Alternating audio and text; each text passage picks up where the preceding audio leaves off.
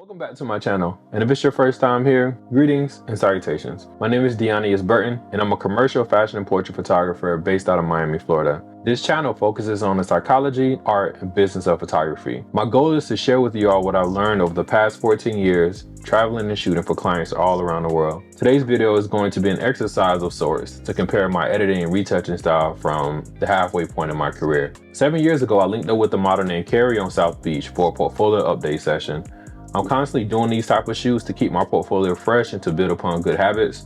I mean, you can't grow as an artist if you're not actually practicing your art. And anytime that I do these sessions, I'm always doing it with intent. I try to keep a client in mind, or I'm, at least trying to think of something that's gonna work for promotional purposes and definitely to help the model's portfolio. Looking at this edit, I still love it, but I see places where I will make a couple of changes. They're not big changes, but there are things that the 2024 version of me, which is the person talking to you, there's the things that I would want to fix. Let's start by discussing what I did on the initial edit. Let's bring all of these layers down because we've already seen the final product. Looking at this edit, I still love it, but I can see places where I make a few changes. Let's start by removing everything that I did before, or at least shutting it off, and start at this base layer. So this image, with this layer, there's nothing done to it. When I uploaded it into Capture One, I didn't make a lot of big changes to it. My main thing when I imported the image into Capture One was to make sure I had detail on my highlights and detail on my shadows. So I didn't want her hair to be completely black and I lose all the detail there. And I did not want to blow out the sky or anything like that, but I know how I shot it, it was already underexposed, so I knew I was safe in that regard. So the first step I always do is duplicate the layer. But upon clicking here, it's very clear to see that everything got compressed. Now, I know the only time that I compress a bunch of layers is because I'm trying to keep the actual file size small. And that's 100% what I did here. But if we just backtrack through how I normally approach editing, I know that I duplicated this first layer. Let's just duplicate it just for the sake of duplicating it.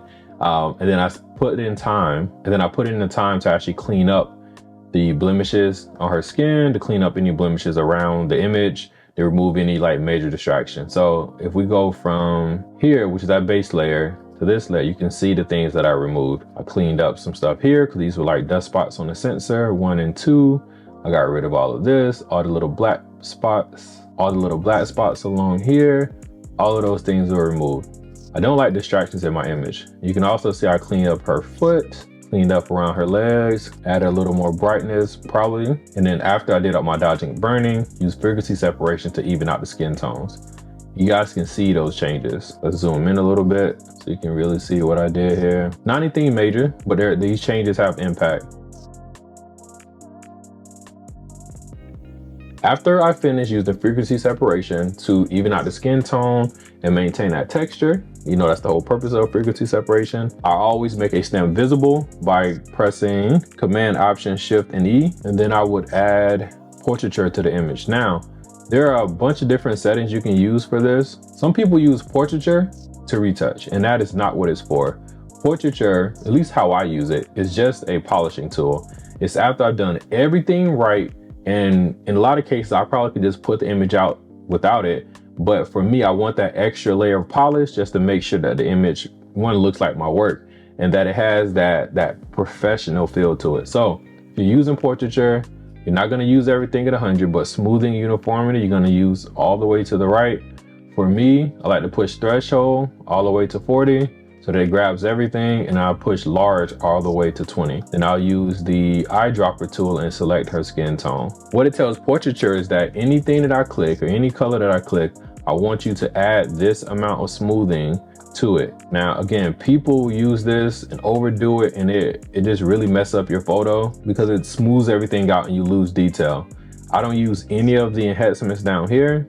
I do use the masking tool. As you can see here, I really only want the smoothing to go to her skin. So that's what this masking tool does. I know you can possibly use these, but I don't want any type of tools used this way. I want to be able to actually fully control those type of tools as far as sharpness, softness, warmth, tint, brightness, and contrast. Like, I want to make all of those decisions. And I always export this onto a new layer and an output mask. What that does is it puts that softening on its own layer. The reason I do that is because I don't want these two merged together. I want this separate. And then I want to add on some texture on top of this. Now, when you want to add texture, you can use multiple tools to do that. I like to go to filter, noise, add noise, and then I'll add either 1 to 2% worth of noise, Gaussian and monochromatic. And then on top of that, I will add a sharpening layer. So we're gonna use the same sharpening layer as from before. And what that does, let's also mask this out. So let's add a mask using this tool here. And then we're gonna invert it pressing Command I, and then we're gonna brush it back only where we need it. And you can see it's just adding a little bit of an extra layer of smoothing. It doesn't do the retouching for me. It doesn't fix anything. I had to already fix it with dodging and burning, with frequency separation, different tools. I would have already had to have done that. Okay, so now that we've done that, add that sharpening to it. And then I generally don't keep this at 100. I try to drop this around 80-ish or so. But I use the Beauty Retouch panel from Retouching Academy. You click here and it creates a sharpening layer for you. Then I will bring that down to around 40. Here I have it at 48, but it's usually between, okay, I gotta remember this is 2024 D1. 2024 D1 will have this set to around 30 or so. And then one note too, I love this panel, but this panel is not gonna make you a better retoucher. It doesn't fix anything for you. The only thing that it does is it's a bunch of actions that will speed up the process. So you still have to know what to do and when to do it, but this will just speed up that process. For example, well, we already said sharpening, but let me show you for dodging and burning. If I click on dodging and burning with curves, it sets everything up for you. It doesn't do the dodging and burning, it just sets it up so that you can just start dodging and burning. You don't have to go through and do every single layer. The same thing with frequency separation. You click on the button right here and it'll start that whole process for you. My next step after I've done the retouching, I've done the dodging and burning, I've done the sharpening, I made all the changes that need to be made as far as, you know, actual things that I can move and shape. This is when I go into my color grading. So with this image, remember that there wasn't a lot of contrast in this image because you can see here, there isn't anything that's dark. So I wanted to add that back in. The way that I did it was using gradient maps. Have my gradient map set to black and white, have it set to soft light, opacity at 57. And you can see that immediate contrast. The blacks get blacker, the whites get whiter. Now, if you guys are curious about other ways to add contrast to your image, you're gonna click on the card above. I have to just make sure I remember to put it there. But you're gonna click on the card above. I have a whole video dedicated to adding contrast to your images. The next thing I did was add color. Color grading is a fun way to make your images stand out. It's another way to enhance your images in a sense of creating different feelings and adding to the story that you may be telling with your images. So with this one, I went for the classic teal and orange. And you can see the feel that it added to the image. It's immediate. It's not crazy, but it's immediate. And this image is set to, this layer is set to color at 8%. If I set this all the way to 100, that looks absolutely nuts. That's not gonna work, at least not for me. I don't know who would wanna use this, but this is not something I would do. So you want to back that down.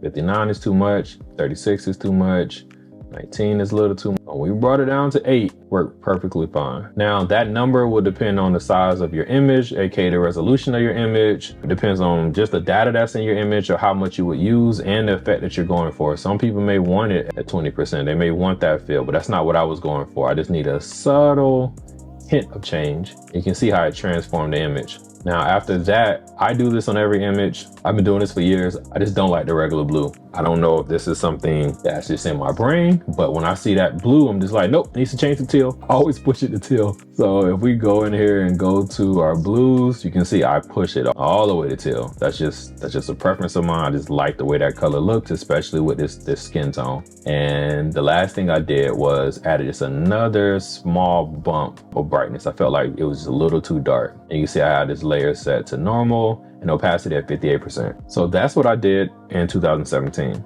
Now, what would I do different in 2024? Now let's look at this with my current eyes, my current awareness. In 2024, what would I do differently? So the first thing would be, let's kind of go in order and backtrack a little bit. I love this pop of light, so we're gonna keep that. I'm okay with the saturation change as far as the blue, well, saturation and color change for the blue. I love the color grade, we're gonna leave that, and I love the contrast. What we're going to change is around in this area.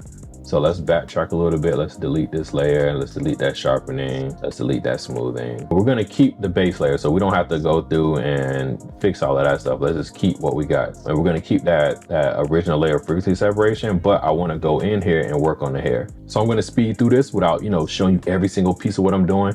But my approach is gonna be to use the pen tool to create the shape that I want, and then use the clone stamp tool to remove a lot of the frizz. And then from there, use the liquefy tool to reshape it as needed. So I'm gonna speed through that and I'll come back to you guys in a second.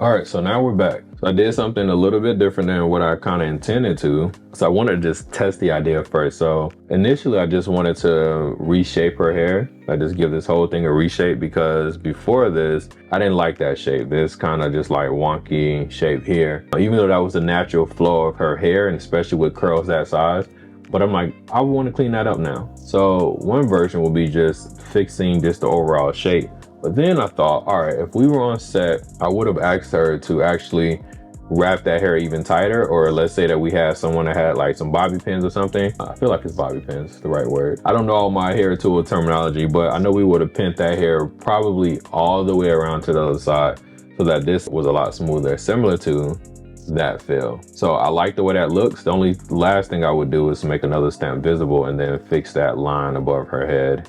So let's just do that really quick. Select this, match it up, come across, make our brush more, our stone clamp smaller and smaller so we don't touch the hair. About there.